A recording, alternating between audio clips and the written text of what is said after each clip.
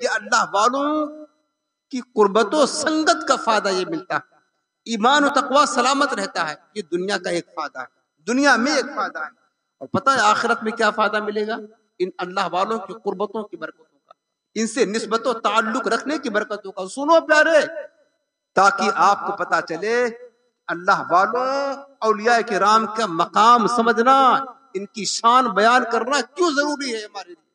آخرت کا فائدہ کیا پتہ؟ مسلم شریف اٹھا کر کے دیکھیں, مسلم شریف سیاہ ستہ کی حدیث پاک, کتاب الایمان کھولے, اس حدیث پاک میں ہے کتاب الایمان مسلم شریف, جس کا مفہوم اور خلاصہ عرض کر رہا ہوں. قیامت کا دن ہوگا, یہ اللہ کے اولیاء جن کا مقام اللہ کی بارگاہ میں بے انتہا بلند ہوگا, بہت عظمت و شان والا ہوگا. جب یہ اللہ کی بارگاہ میں جائیں گے اللہ ان سے راضی ہوگا, کیونکہ انہوں نے ساری زندگی دکھ مشقت تکلیفیں اٹھا کر کے اپنے رب کو راضی کیا ہوگا. تو قیامت کے دن اللہ کی انعامات ان پر ہوں گے اور حکم ہوگا وَيَدْخُلُونَ الْجَنَّةَ بِغَيْرِ حساب. یہ میرے اولیاء ہیں, آج ان سے کیا حساب و کتاب لینا ہے. انہوں نے خود دنیا میں رہ کر اپنا محاسبہ کیا. جو دنیا میں اپنا حساب کر لیتا ہے پھر اللہ تعالیٰ آخرت میں اپنا حساب اس سے اٹھا لیتا ہے. ان سے کیا حساب و کتاب لینا. اللہ حکم دے گا کہ میرے پیارے دوستوں, تم نے محنت و مشقت کر کے میری محبت اختیار کر کے مجھ کو راضی کر لیا ہے, آج میں تم سے راضی ہوں. تم سے نہ کوئی حساب ہے نہ کتاب ہے. یہ میری جنت ہے, جنت کی نعمتیں ہیں, باغ و قصور ہے, انہار ہے. یہ جنت لہلہا رہی ہے, چمک رہی ہے. آج بلا حساب و کتاب اس جنت میں داخل ہو جاؤ. سبحان اللہ. جس دن لوگ خوف زدہ ہوں گے, ڈرے ہوئے ہوں گے, نہ جانے ہمارا فیصلہ کیا ہوتا ہے, وہ دن ان اللہ والوں کی عظمتیں دیکھے, فرمائے گا میرے پیارو یہ جنت ہے, تمہارا انتظار کر رہی ہے, تمہاری منتظر ہے, جاؤ جنت میں داخل ہو جاؤ.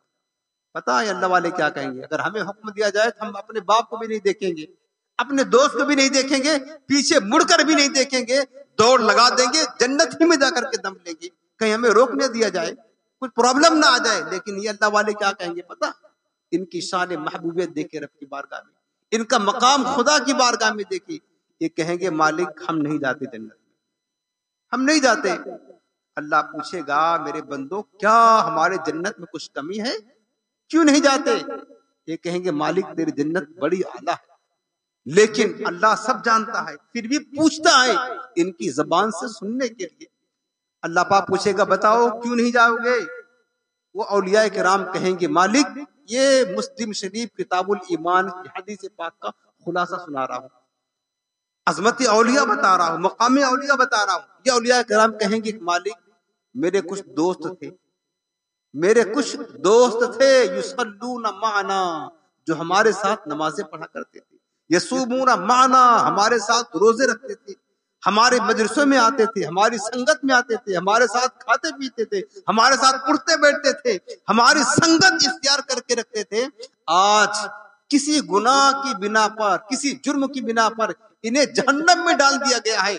مالک یہ کیسے ہو سکتا ہے؟ جو دنیا میں میری صحبتوں میں رہا کرتا تھا, ہمارے ساتھ نماز پڑھا کرتا تھا, وہ جہنم میں جلے اور ہم جنت میں جا کر کے مزے لے. یہ تو کوئی رحمت نہیں, یہ تو کوئی شفقت نہیں.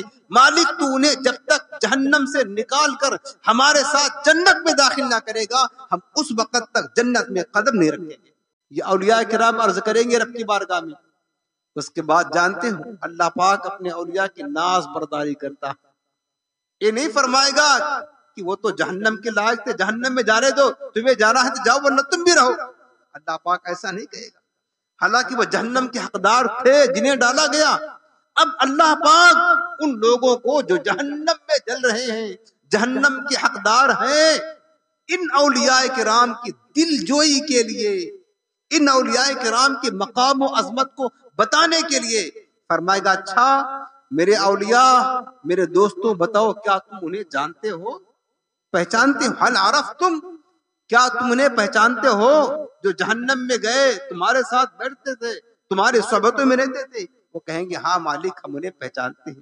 پھر اللہ فرمائے گا جاؤ اگر تم انہیں پہچانتے ہو اخرجوہم من عرفتم بأیدیہم, یہ حدیث کے لفظ ہے.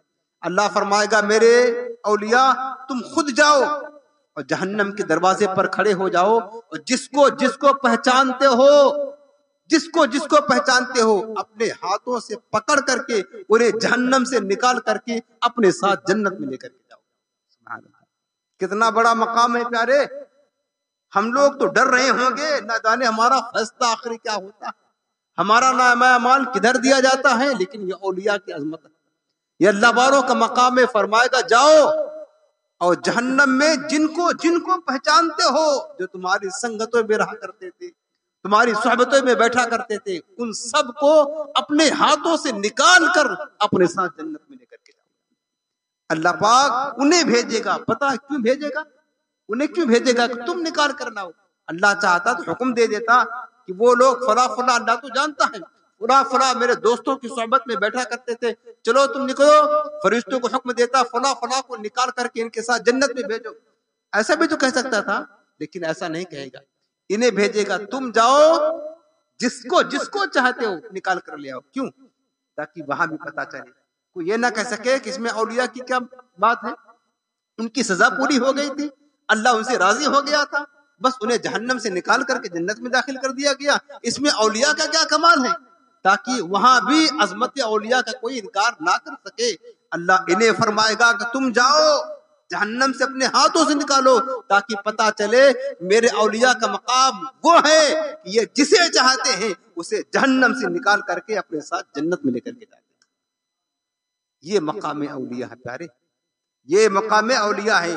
یہ دنیا میں فائدہ جو میں نے آپ کو بتایا، اور آخرت کا فائدہ کہ اگر بندہ ان کی قربتوں میں رہے، جو اللہ نے فرمایا وَكُونُوا مَعَ الصَّادِقِينَ، ایمان و تقوی کے بعد بھی تم پر ضروری ہے کہ میرے دوستوں سے، میرے پیاروں سے، میرے اولیاء سے محبت رکھنا، ان کی قربتوں میں رہنا، ان کی صحبتوں میں رہنا، ان کی سنگتیں اختیار کر کے رکھنا۔